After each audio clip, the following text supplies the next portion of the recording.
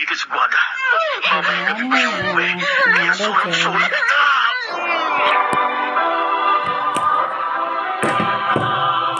Handog ng DZRH ang tula sa kanyang panahon. May mga takot na madaling nawawala sa puso at isipan. Ngunit mayroon din namang nananatili ng matagal na panahon. Mga kaibigan, pakinggan po natin ang naging karanasan ni Noemi sa ating dulang sa kanyang panahon.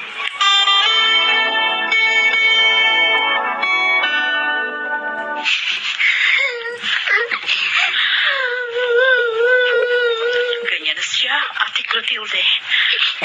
Wala nang makitang nakabigti si Antonio sa banyo. Iyak nang iyak. Takot na takot. Ang kawawa akong pamangkin. Mukhang na-trauma sa nangyari sa kanyang daddy. Nag-aalala nga ako. Baka magkasakit siya. Huwag ka na umiyak, Rodney. Baka magsakit ka niyan. Si Antonio Guada. Dinala na sa punerarya ang bangkay niya, Ate Clotilde. May alam ka bang problema ng kapatid ko? Para gawin niya magpakamatay? Ate, wala kami problema. Wala din akong alam na kaaway niya. Pero nitong mga nakaraang araw, napansin ko, palagi siyang may malalim na iniisip. Ano naman kaya yun? Ewan ko, hindi ko alam. Di naman niya sinabi. Last week, may tumawag sa telepono namin. Babae. Ang sabi niya, babae daw siya ng asawa ko. Hindi.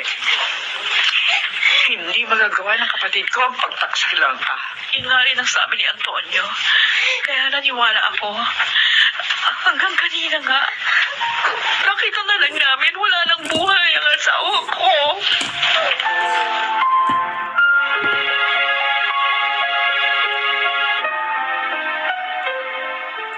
Kanina ka pa namin hinihintay ni Jal. Halika na, kumain tayo. Paula, Malalim na naman ang iniisip mo. Si Antonio ba? isang buwan na siyang naililibing. Pero hanggang ngayon, blanco pa rin ang mga pulis at talagang dahilan ng kanyang pagpapakamatay. Di ba sabi ni Guada, ilang milyon din ang nawala sa kanilang bangka? Sa talagang dahilan ng kanyang pagpapakamatay. Di ba sabi ni Guada, ilang milyon din ang nawala sa kanilang bank account? Kaya naghihinala sila na maaaring ang tumawag sa kanila yung pinagkakautangan ni Antonio. At ayaw niya sabihin yung kay Guada. Pero bakit naman siya magkakautangan gano'n? May kabuhayan ng kapatid ko. Malay mo. Malay mo, nalulung siya sa sugal. At yun ang ayaw niyang malaman ng kanyang pamilya. Ay, naku, ewan ko. Pero hindi pa rin ako makapaniwala. Naaawa ako sa pamangkin mo si Noemi. Mula nang mamatay si Antonio, napipi na siya. Isa pa nga yan sa pinagtataka ko, Paulo. Bakit nagkaganon ang pamangkin ko? Basta ituloy mo ang pag-aliw at pagpapayo sa kanya. Baka sakali magsalita din siya. At para maipagpatuloy din niya ang kanyang pag-aaral. Grade 2 na siya, di ba? Oo. At isa siyang matalinong bata. Ang inaalala ko, baka ngayong wala na si Antonio, lumabas na ang tunay na kulay ni Guada.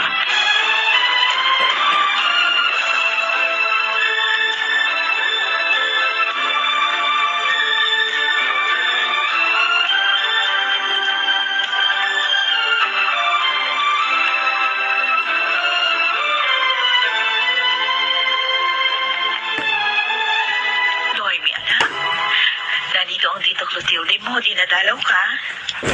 Noemi, kumusta ka na?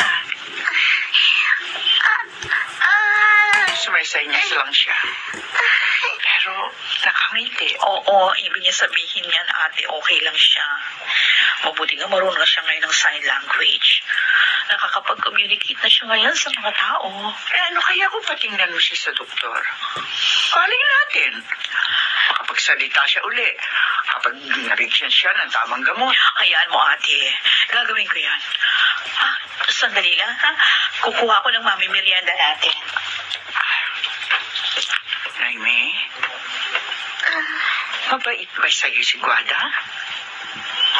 Hindi ka ba niya sinasakta?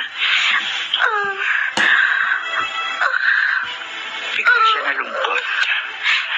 Halata sa mukha niya. Napilitan lamang siya sabihin oo. Pamangkin, mag-aral kang mabuti, ha? At maging matatag ka. Huwag kang umiyak. Kailangan lakasan mo ang loob mo. Dahil balang araw, ikaw ang mamamahala sa mga kabuhayan. Kanina pa kita hinihintay. Pasensya ka na, mahal. Kasi tagal pumasok sa kwarto niya yung buwisit na Noemi na yun. Alam mo na, ayoko malaman niya na dito ako natutulog sa kwarto mo. Hindi naman makakapagsumbog yun eh. Pipi na siya. Kaya ayos lang. Kaya malaman niyang hindi talaga tayo magpinsan. Nag-aaral si Noemi, no? Matalino. Hindi man siya makapagsalita. Pwede naman niya isulat yun kay Clotilde. Yung mga malalaman niya. Kaya, siyempre, nag-iingat pa rin ako. Dapat pala, mawala na rin siya sa landas natin. Para wala na tayong problema. Ay, hindi dapat. Ha? Dahil siguradong paghihinalaan ako eh. At saka nakalagay doon sa testamento ni Antonio na makukuha ko lang yung aking mana kapag nasa tamang edad na ang kanyang anak. Buwisit naman. Nautakan ka niya dun. Ngayon, kahit wala na siya, obligado ka bang alagaan ng kanyang anak? Ano po nga ba? Di pa paano masusulong ang kayamanan ng namatay mong asawa? Kapag namatay si Noemi, na nasa tamang edad na siya.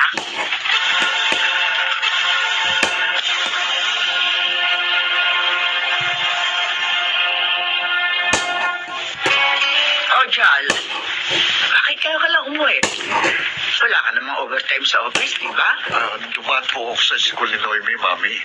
Kinamusta ko po siya. Ganun ba? Kumusta naman ang pinsan mo? Okay naman po siya. Masaya nga niya yung pinalita na valedictorious siya sa graduation nila. Aba, at may award na naman pala siya? Oo. Pero, Mami, naisip ko lang. Talaga nga kayang ipinagamot ni Tita Guada si Vincent? Ha? Hindi natin natitiyak, di ba? May duda ka ba, Jal, na hindi siya ipinagagamot ang kanyang madrasta? Opo. Kasi, kung trauma ang nangyari kay Noemi, dapat magaling na yun kung ipinagamot siya.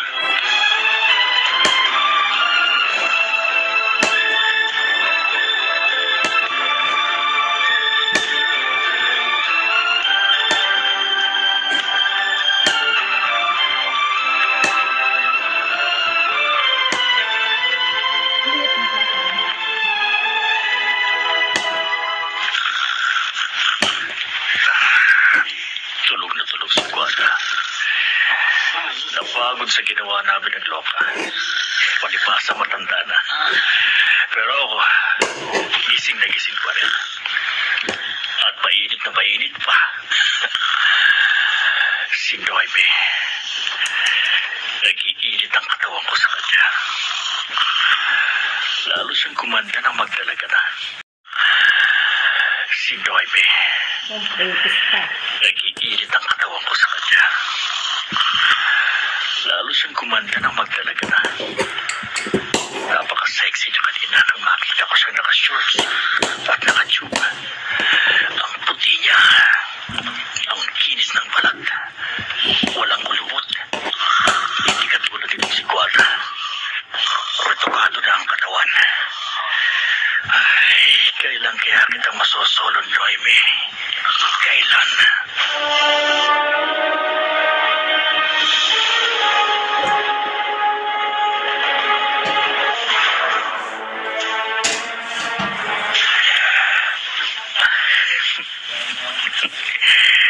Ang ganda mo talaga, Noemi. Ang kinis mo. Wag po. hawakan. Uy! Nakapagsalita ka na? Ang galing ko naman. Hinawakan lang kita, nakapagsalita ka. Pero mas maganda ang susunod kong gagawin sa'yo. Huwag magpumiglas. Wala ka namang magagawa. Wala din dito si Guada. Mamayang gabi pa siya uuwi. Kaya solong-solo kita. Hindi. Iwan mo sa bib. Trikot! Salahiya ka, sinipa mo ako.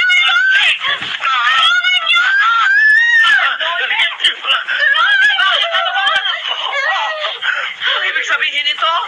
Bakit punit ang damit mo? At ikaw naman? Ha? Guada! Bakit nakabrip ka lang? Pinagsamantalahan mo si Noemi!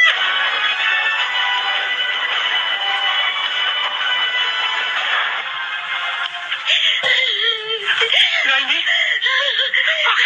Ano nangyari sa'yo? Bakit umiiyak ka? Punit ang damit niya, Clotilde. Diyos ko! Mawa! Ano nangyari sa kanya? Dito, Clotilde! Dito! Nagsasalita ka na? Sabihin mo, ano nangyari sa'yo? Si Ramon, pinagtangkaan niya akong pagsamantalahan. Ang pinsa ni Guada? Hindi po sila tunay na magpinsan. Magkarelasyon silang dalawa. Ano? Niloko nila ang lahat para maitago ang relasyon nila. Hindi. Kaawa-awa kong kapatid. Ano? Niloko nila ang lahat para maitago ang relasyon nila. Hindi. Kaawa-awa kong kapatid. Paano mo nalaman yun? Papasok na po sana ako sa bahay galing sa paglalaro.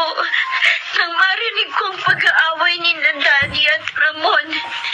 Dahil natuklasan na ni Daddy ang kanilang relasyon. Nagtago po ako dahil sa takot. Pagkatapos, ginugbog ng gusto ni Ramon si Daddy. Pinalabas mo nilang nagbigti ang daddy ko. Napakasama nila. Mga walang iya.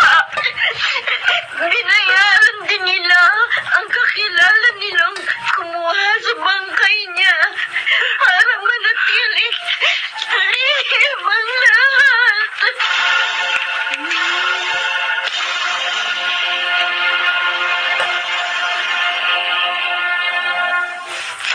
Ay, ikaw pala, Ate Clotilde. Ako nga, walang niyak. Bakit mo ako sinampal? Ipinakulong ko na si Ramon. Sinuko ko na siya sa mga pulis. Hindi ko kinonsente ang ginawa ng pinsan ko. Totoo, sir. Walang pasampal na yan sa kasamaan mo. Anong ibig mo sabihin? Alam ko na lahat tungkol sa inyo ni Ramon. Ate, Maging ang ginawa niyong pagpatay sa kawawa kong kapatid ni si Antonio. ano? Napakasama ko! Sana hindi na lamang ikaw ang pinakasalan ng kapatid ko. Ate, Mga pulis! Pulihin niyo! Walang yan! hindi, wag! Ayokong makulong! Wag!